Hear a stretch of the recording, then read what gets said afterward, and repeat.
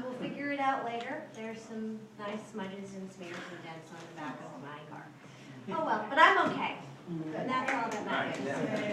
And, you know, just talked to my husband and he said, "You're toughy, tough, go get him." And he's right. He's right. He's absolutely right. You know, I never imagined in a million years that this is what I would be doing. This was not part of the game plan, and yet it makes so much sense because I have been an advocate and an activist my entire life. Ever since I was a child, standing up for other children and speaking out on their behalf. It has been a part of the fabric of my being to help people when they need it. And I heard people in this district incredibly dissatisfied. They felt like they weren't being listened to, that they weren't being represented properly, that they weren't being heard. I have a friend who, you know, a girlfriend of mine did everything right. She had the job, she had a house, she was a single mom, and her daughter got this really horrible form of cancer. She is in remission right now, thank the Lord. But she had to quit her job to take care of her daughter. So she lost her health insurance, lost her home. Thank goodness there's special coverage for children with chronic and I think it's catastrophic illnesses in the state. But that didn't cover all of the expenses. So my friend Laura is left, thank goodness, with her daughter, but with this crushing debt that she's going to carry with her forever.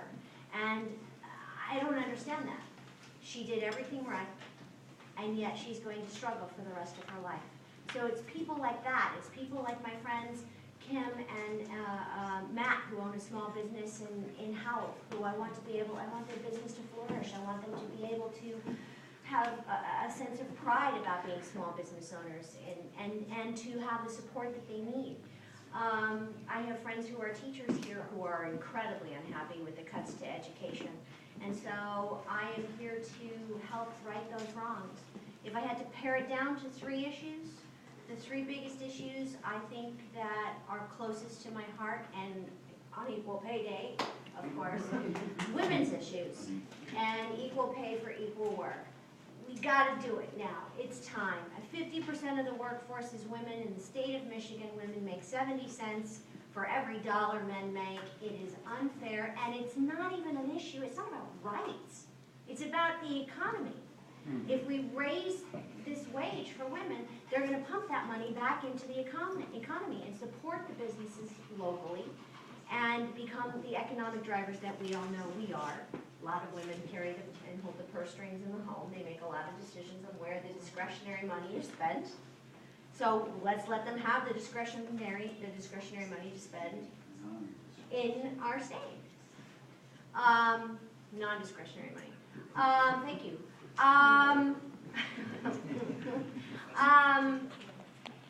The other issue that's very near and dear to me is education. It all begins with education. If we're going to have a 21st century workforce, we need a 21st century education to match it. We need to make college affordable for everyone. We need to make college and school affordable and available pre-K all the way through for everybody, regardless of who you are and where you come from. We can't have these kids graduating from college with this crushing debt and unable to start their lives in businesses because they're paying off these loans that they've had for years and years and years that they have to take care of. Finally, and lastly, I know I'm talking really fast, and I think it's probably because of the having just gotten rear-ended. It does something for the adrenaline, I'll tell you. The final issue that is really personal for me is the issues that are facing veterans in this country right now. We are doing a horrendous job of caring for these young men and women, and men and women in generally, who have stood and laid their lives on the line for us. We're not taking care of them psychologically, physiologically. We're really not retraining them and helping them to find jobs. We're not providing their families the support that they need. And, you know, we've got these young men and women who are surviving with injuries that they would have died from in the field just 10 years ago, 20 years ago. And we're not prepared to take care of them. There is actually a wait list for artificial limbs in the United States. And that's unconscionable to me. As the daughter of a veteran of World War II, my father was a flyer in World War II, and then an entertainer, a a really good one. He was a singer and a dancer and a musician, and actually, as a child, he started out as an acrobat in the circus. Wow.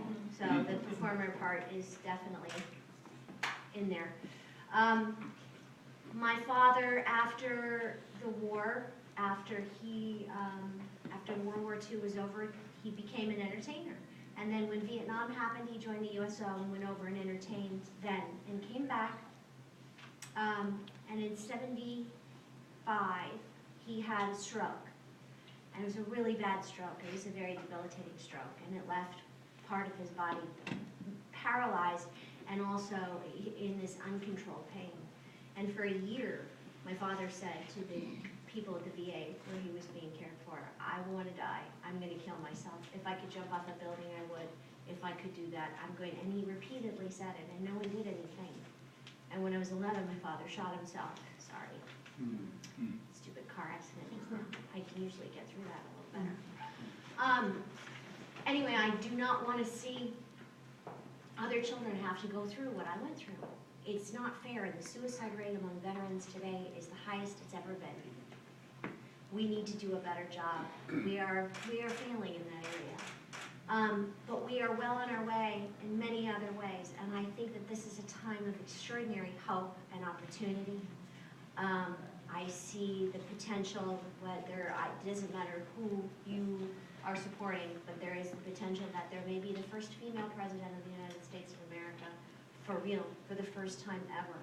So the glass ceiling is getting ready to break, but it's already starting to fall apart. And I think that what we're seeing on the other side of the aisle, on the presidential side, the arguing and foot stomping and accusations and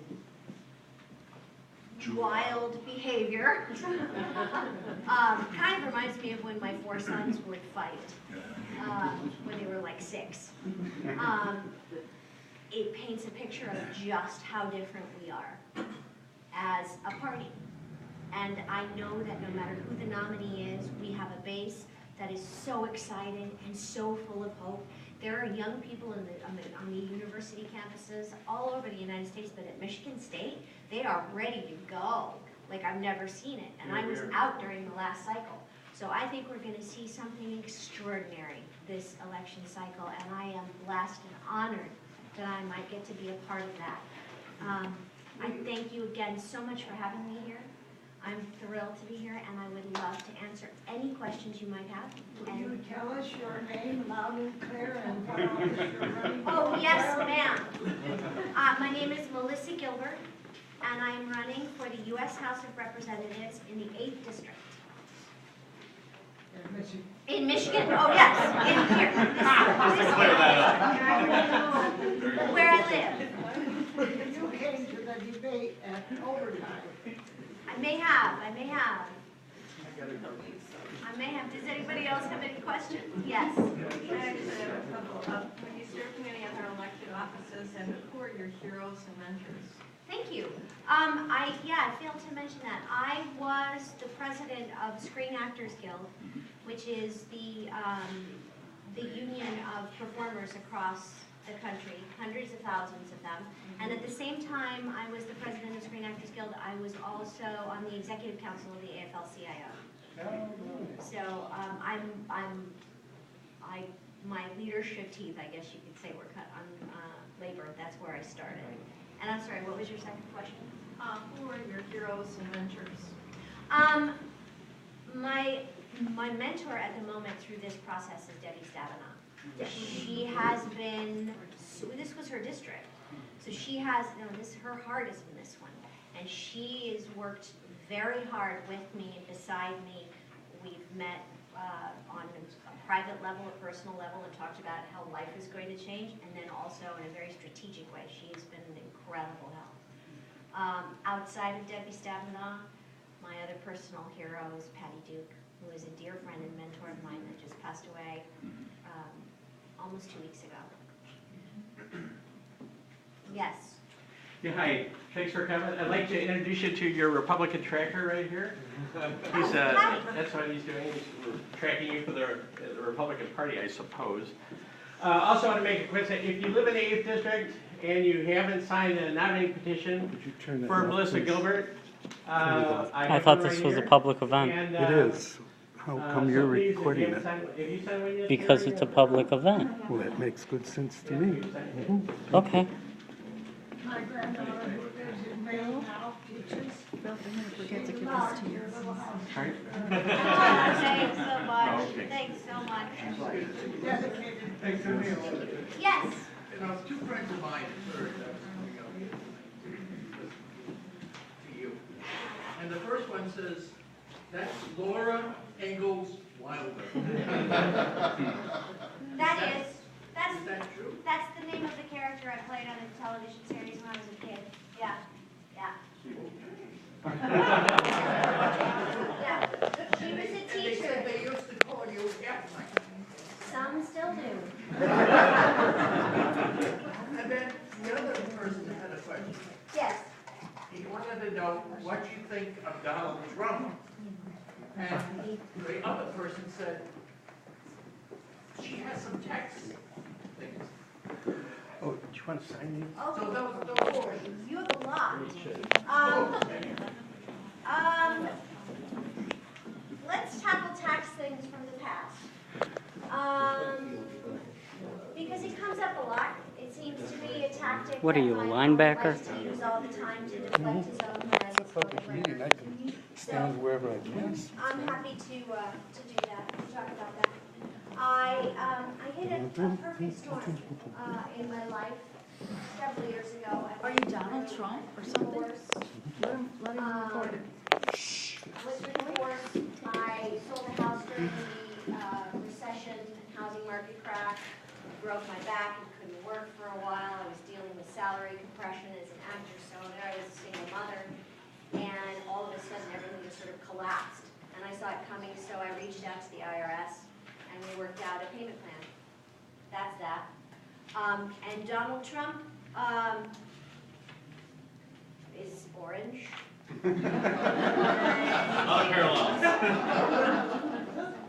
I don't know what to say other than I feel like I'm watching the single greatest reality television show ever.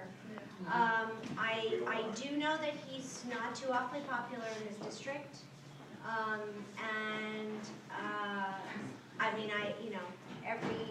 What he has said about women is appalling. What he has said about immigration is appalling.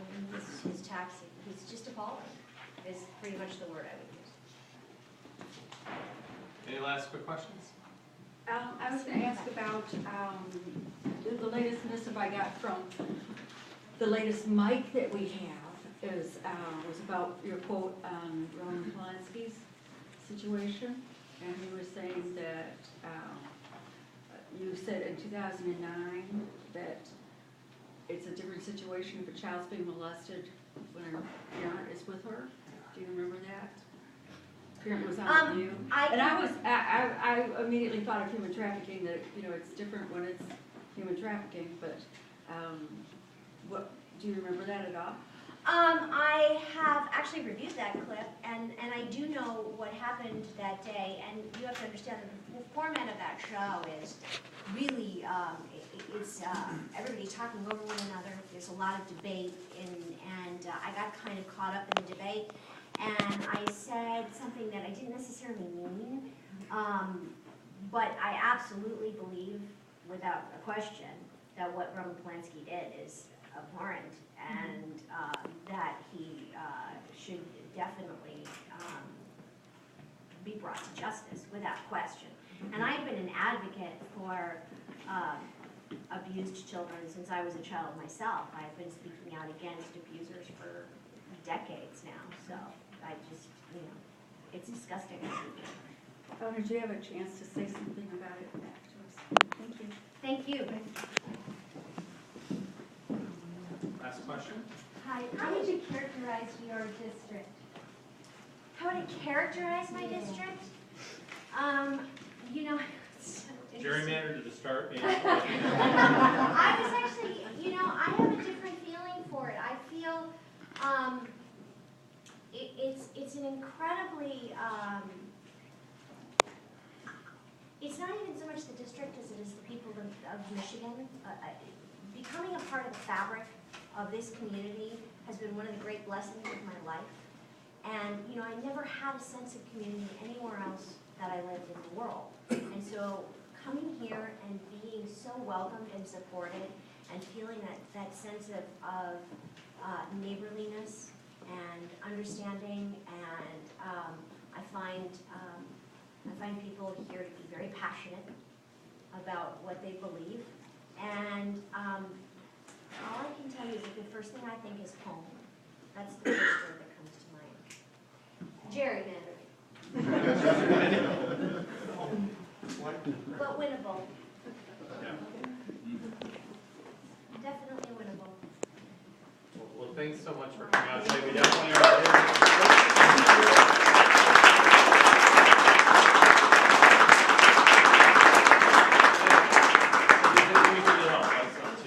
Yes, absolutely. We'll see you all out there and knocking on doors and on the trail. Thanks again, Jen. So we're going to keep going with the agenda.